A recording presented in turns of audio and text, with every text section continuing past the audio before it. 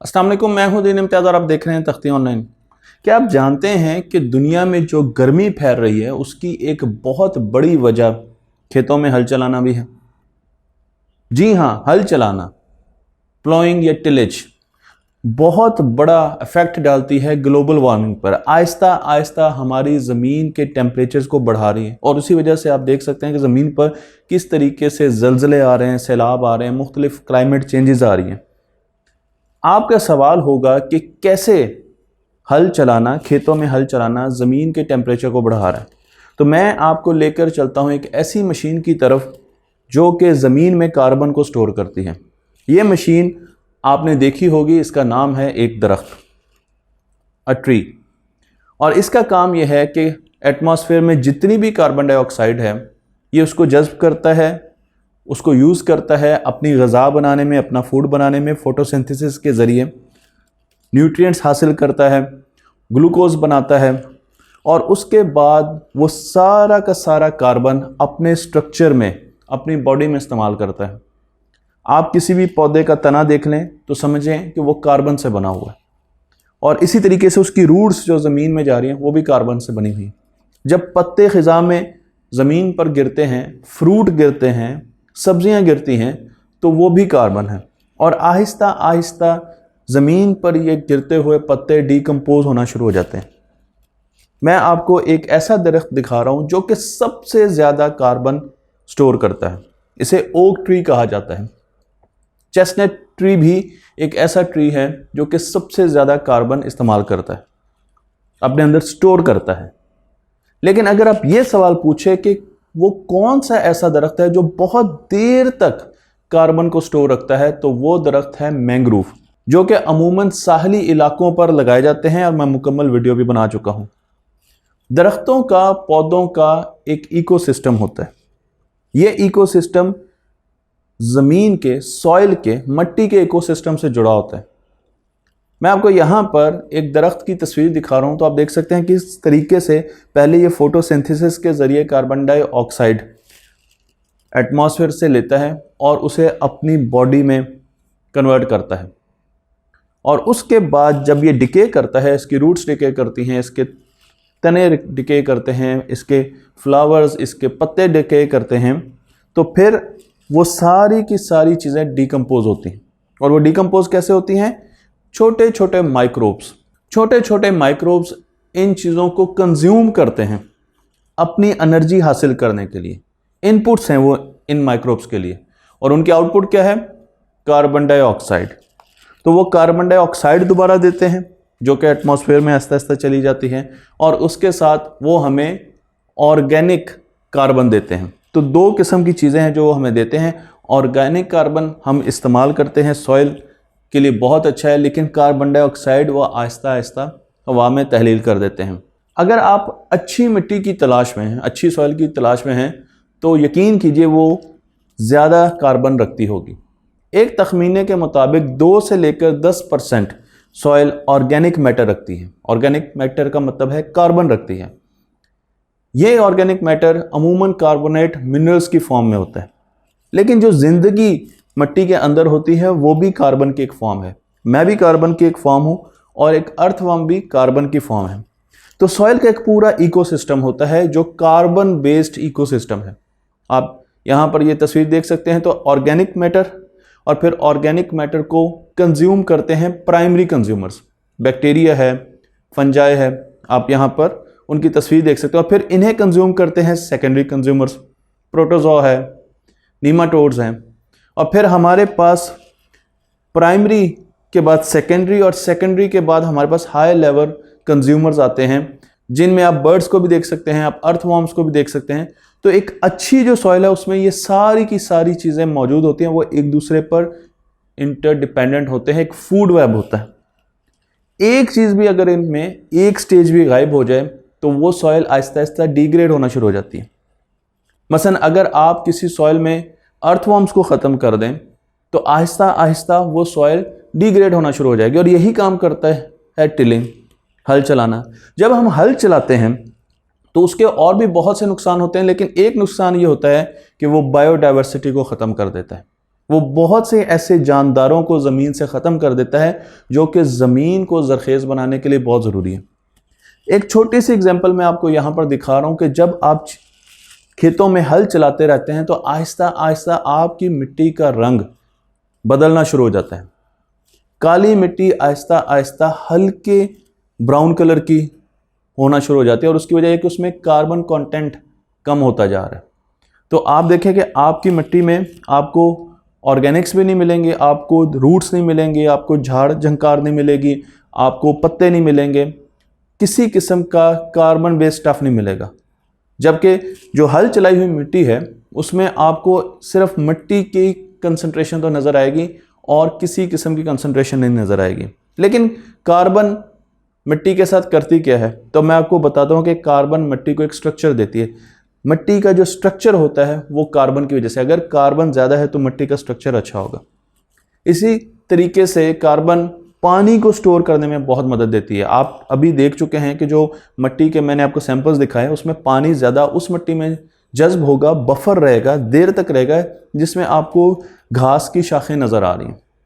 Nutrients उसमें ज़्यादा होते हैं क्योंकि उसमें बायोडाइवर्सिटी ज़्यादा होती है, बहुत से छोटे छोटे इंसेक्ट्स होते हैं, बर्ड्स होते हैं, बहुत से और माइक्रो ऑर्गेनिजम्स होते हैं, माइक्रोबियल लाइफ होती है, तो इसलिए उसमें बायोडाइवर्सिटी बहुत ज़्यादा होती है जिसमें कार्बन ज़्यादा होती है, जहाँ पर हल नहीं चलाया जाता।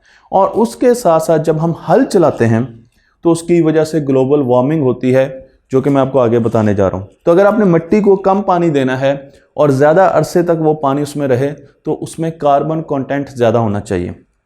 मैं आपको यहाँ पर एक मिट्टी का सैंपल दिखा रहा हूँ और आप देख सकते हैं कि इस मिट्टी के सैंपल को मैंने इसलिए दिखाया कि इसमें रूट के चैनल्स बने हुए हैं। जब एक पौधा लगता है तो वो अपने रूट्स के चैनल्स बनाता है, रूट्स उसकी बढ़ती हैं मिट्टी के अगेंस्ट और उसको जोर लगाना पड़ता है रूट्स को, ताकि वो मिट्टी के अंदर अपने चैनल्स बनाए। उसके बाद जब आप उसको निकालते हैं और टिलिंग कर देते हैं, आप हल चला देते हैं, तो वो सारे चैनल्स तबाह हो जाते हैं। लेकिन अगर आप टिलिंग नहीं करेंगे और दोबारा उसी जगह सीड को बोएंगे तो अब उस सीड के लिए बहुत आसान है, क्योंकि उसके लिए पहले ही अंदर रास्ते बने हुए हैं, चैनल्स बने हुए हैं। तो उस सीड के लिए बहुत आसान है कि वो आगे ग्रो करें और उसकी जो रूट्स हैं वो उन्हीं चैनल्स को फॉलो कर लें और जल्दी जल्दी बड़ी हो जाए। तो एक तो वो तेज़ी से बड़ी होंगी, दूसरा ये है कि उनको उतनी एनर्जी की ज़रूरत नहीं होगी जो कि पिछले प्लांट को ज़रूरत थी। और फिर ऐसी जगहों पर बहुत से ऐसे हशरात होते हैं जिन्हें नाइट क्रॉलर्स भी कहा जाता है, जो कि बायोडाइवर्सिटी प्रोड्यूस कर रहे होते हैं। पानी के चैनल्स बहुत अच्छे होते हैं क्योंकि रूट्स के जो चैनल्स बने होते हैं उसके साथ साथ पानी भी दूर तक जाता है और उन जगहों पर जाता है जहां पर उसकी ज़्यादा ज़रूरत होती है। जब हम हल चलाते हैं तो एक नुकसान ये होता है कि ज़मीन का स्ट्रक्चर तबाह हो जाता है, और जब ज़मीन का स्ट्रक्चर तबाह होता है तो एक्सपेरिमेंट्स हमें ये बताते हैं कि जो बैक्टीरिया कार्बन डाइऑक्साइड प्रोड्यूस कर रहा होता है वो ज़्यादा तेज़ी से काम करना शुरू कर देता है। इसका मतलब यह कि ज़मीन के अंदर जो कार्बन हमने स्टोर किया हुआ था अब वो बहुत तेज़ी से कार्बन डाइऑक्साइड बनकर एटमॉस्फेयर में जा रहा है। तो कार्बन बहुत तेज़ी से दोबारा एटमॉस्फेयर में जा रहा है और हमारी एटमॉस्फेयर को गर्म कर रहा है। आपका सवाल होगा कि कितना ज़्यादा गर्म कर रहा है। तो एक सर्वे के मुताबिक, एक रिसर्च के मुताबिक, यूएस में जो ग्रीन हाउसेज गैसेज हैं उनका 10% टिलिंग से आता है। तो जो एग्रीकल्चर में हल चलाने में जो टिलिंग की जाती है, हल चलाया जाता है, उससे जो कार्बन डाइऑक्साइड ज़मीन से निकलती है वो जितनी भी इंडस्ट्री ग्रीन हाउसेज गैसेज बनाती है यूएस में, अमेरिका में, उसमें 10% कंट्रीब्यूशन इस टिलिंग से जनरेट की हुई कार्बन डाइऑक्साइड का, और फिर वो आहिस्ता आहिस्ता हमारी ज़मीन के टेम्परेचर बढ़ाना शुरू कर देती है। तो इसका हल क्या है? इसके हल के लिए हम चलते हैं यूसी बर्कले, जहाँ पर एक साइंसदान जिनका नाम है वेंडी सिल्वर काम कर रही हैं, और वो काम कर रही है कैलिफोर्निया की ग्रासलैंड्स पर। उन्होंने ये देखा कि हम बहुत ज़्यादा खाना ज़ाया करते हैं। जो खाना हम ज़ाया करते हैं वो मुख्तलिफ जगहों पर ढेर की सूरत में लगा दिया जाता है। वहाँ पर बहुत ज़्यादा ह्यूमिडिटी होती है, वहाँ पर बहुत ज़्यादा सेलन होती है, और उस वजह से ऑक्सीजन की कमी होने के साथ साथ वहाँ पर ऐसे माइक्रोब्स पैदा हो जाते हैं जो कि वहाँ पर पैदा हो सकते हैं जहाँ पर ऑक्सीजन नहीं होती। और वो माइक्रोब क्या करते हैं? वो माइक्रोब आहिस्ता आहिस्ता उस खाने को कंज्यूम करते हुए अमोनिया बनाना शुरू कर देते हैं, और अमोनिया हमें एक बदबू देती है जो कि हमें दूर से आनी शुरू हो जाती है जब भी हम ऐसी जगह के पास से गुजरते हैं जहाँ पर खाना और इस किस्म की चीज़ें, स्टफ़ जो है उसको हम स्टोर करते हैं या फेंक देते हैं। इस कंपनी ने ऑर्गेनिक फर्टिलाइज़र बनाई। इन्होंने सोचा कि इस खाने का इस्तेमाल किया जाए, इन चीज़ों का इस्तेमाल किया जाए, पत्तों का, घास का, खाने का, फ्रूट्स का, वो चीज़ें जो हम नहीं यूज़ करते वो ले ली जाएं और उन्हें ऑक्सीजन के साथ ट्रीट किया जाए। क्योंकि जब हम उसे ऑक्सीजन के साथ ट्रीट करेंगे, जो कि इनकी अपनी टेक्नोलॉजी होगी, उसके साथ ये होगा कि वहाँ पर आपको माइक्रोब्स नहीं मिलेंगे, और जब माइक्रोब्स नहीं मिलेंगे तो वहाँ पे अमोनिया नहीं प्रोड्यूस होगी, क्योंकि अमोनिया एक ग्रीन हाउस गैस है जो कि कार्बन डाइऑक्साइड से भी बहुत ज़्यादा सख्त है। इसलिए अमोनिया का प्रोड्यूस होना मतलब यही है कि हम ग्लोबल वार्मिंग में दोबारा इजाफा कर रहे हैं। और उसके लिए इन्होंने एक कंपोस्टिंग पेस्ट बनाई। कंपोस्टिंग पेस्ट बनाई यानी एक ऑर्गेनिक फर्टिलाइज़र बनाई। इस गार्बेज को ट्रीट करके उन्होंने अमोनिया प्रोड्यूसिंग माइक्रोब्स को रोका, उनकी प्रोडक्शन को रोका और एक फर्टिलाइज़र बना दी। इस फर्टिलाइज़र पर 10 साल से रिसर्च की जा रही है। इसे मुख्तलिफ जगह पर अप्लाई किया जा रहा है, ग्रासलैंड्स में अप्लाई किया जा रहा है। ये देखा जा रहा है कि इसकी वजह से कार्बन स्टोरेज कंटेंट कितना है, इसकी वजह से CO2 कितनी प्रोड्यूस हो रही है, इसकी वजह से लैंड कितनी अच्छी बन रही है, इसकी वजह से पौधे कितनी तेज़ से बढ़ रहे हैं। क्योंकि ये कंपोस्टिंग लिक्विड फॉर्म में आती है, एक डब्बे में बंद होती है, तो आपको इसे छिड़काव करना पड़ेगा, इसको स्प्रे करना पड़ेगा। ज़मीन के ऊपर एक लेयर बन जाएगी और जब आप एक मरतबा इसको ज़मीन पर अप्लाई करेंगे, सिंगल लेयर का जो इफेक्ट है वो ये है कि 3 साल तक आपको दोबारा इसे इस्तेमाल नहीं करना पड़ेगा।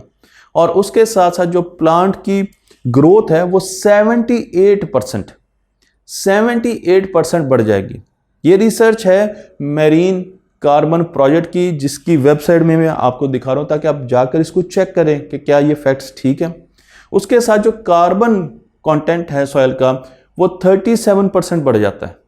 तो एक तो कार्बन कंटेंट बढ़ा हो तो आपकी ज़मीन ज़रखेज़ हो रही है और उसके साथ साथ आपके पौधे तेज़ी से बढ़ रहे हैं और फिर ग्लोबल वार्मिंग भी नहीं हो रही। तो हमें इसका फ़ायदा ही फ़ायदा है। लॉन्ग टर्म में मैं अभी ये प्रेडिक्ट करने जा रहा हूँ कि ये चीज़ फर्टिलाइज़र को रिप्लेस करने जा रही है बहुत जल्दी। कंपोस्टिंग तो अभी भी हम देखते हैं कि बहुत हमें नज़र आ रही है, लेकिन इस किस्म की कंपोस्टिंग जो कि रिसर्च के ज़रिए बनाई जाती है, जो कि एक ब्रांड है, ये ब्रांड बहुत जल्दी आपको मार्केट्स में नज़र आना शुरू हो जाएगा, क्योंकि इसके ग्लोबल वार्मिंग के इफेक्ट्स बहुत कम है और हम फ्यूचर में ऐसी ही टेक्नोलॉजीज़ को ज़्यादा देखेंगे जो कि ग्लोबल वार्मिंग को ख़त्म करेंगी, अर्थ फ्रेंडली होंगी, ग्रीन फ्रेंडली होंगी।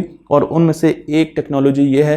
तो इस टेक्नोलॉजी में अगर कोई इन्वेस्ट करना चाहता है तो मेरा ये ख्याल है कि आज से 5 या 10 सालों के बाद उसे इसका बहुत ज़्यादा फ़ायदा होने जा रहा है। यहाँ पर यह भी बता दूं कि इस टेक्नोलॉजी का इस्तेमाल हम अपने मुल्क में भी कर सकते हैं। ये कोई बहुत बड़ी टेक्नोलॉजी नहीं है, लेकिन हम अपने मुल्क की ज़रूरी यूनिवर्सिटियों में ऐसी टेक्नोलॉजीज़ का इस्तेमाल कर सकते हैं, ऐसी कंपोस्टिंग बना सकते हैं, उन पर रिसर्च कर सकते हैं, डेवलपमेंट कर सकते हैं ताकि इंडस्ट्री तक उसको पहुंचाया जाए। और इस पर बहुत ज़्यादा काम करने की ज़रूरत है। तो अगर आप समझते हैं कि ये वीडियो किसी ऐसे बंदे को भेजी जा सकती है जिसका ताल्लुक इससे है, तो उसको ज़रूर टैग कीजिए। तख्ती ऑनलाइन को लाइक कीजिए, शेयर कीजिए और इस इल्म को दूसरों तक पहुँचा दीजिए।